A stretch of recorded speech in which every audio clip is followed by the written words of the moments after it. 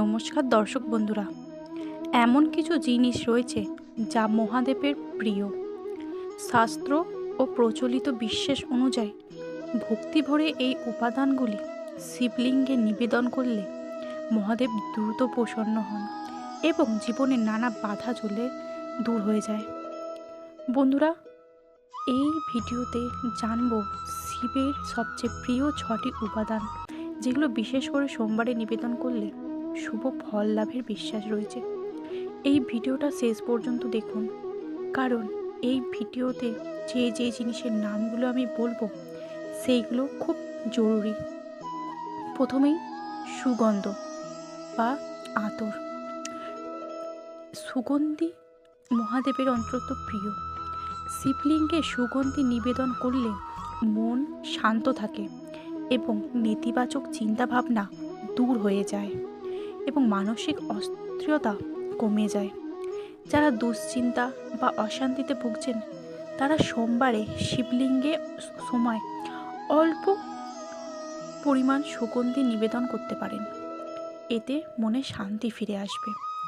তারপরে আছে কেশর। কেশর পবিত্রতা ও সমৃদ্ধির প্রতীক। শিবলিঙ্গে কেশর নিবেদন করলে সংসারে সুখ শান্তি বজায় থাকে এবং জীবনে ইতিবাচক শক্তি আগমন ঘটে। তারপরেই আছে, সবাই জানি, দুধ ও দই। অনেকেই শুধু দুধ দিয়ে অভিষেক করেন, কিন্তু দই মহাদেবের অত্যন্ত প্রিয়। বিশেষ করে সোমবার দুধের সঙ্গে দই নিবেদন করলে শিবের আশীর্বাদ লাভ হয়। এই অভিষেকে পরিবারের শান্তি ও কল্যাণের প্রতীক হিসেবেও বিবেচিত। তারপর মধু ও চিনি। শিবের অভিষেকে মিষ্টি উপাদানের বিশেষ গুরুত্ব রয়েছে। মধুর পাশাপাশি দুধ বা গঙ্গা জলের সঙ্গে সামান্য চিনি মিশিয়ে শিবলিঙ্গে অভিষেক করুন।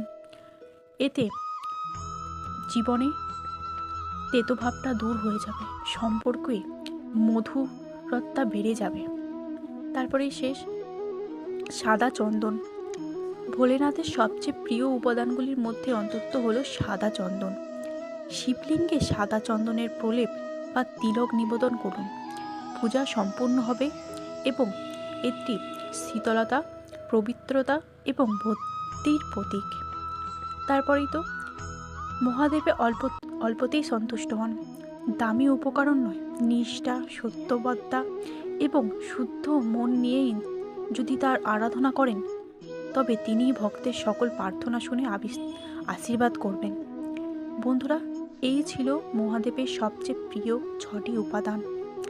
আপনি যদি প্রতি সোমবার বা শ্রাবণ মাসে ভক্তিভরে এইগুলো নিবেদন করেন তবে মহাদেবের কৃপা দ্রুত লাভ করবেন।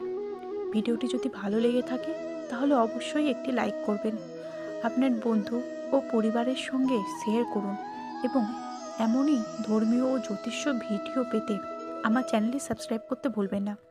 কমেন্টে লিখুন হর হর মহাদেব।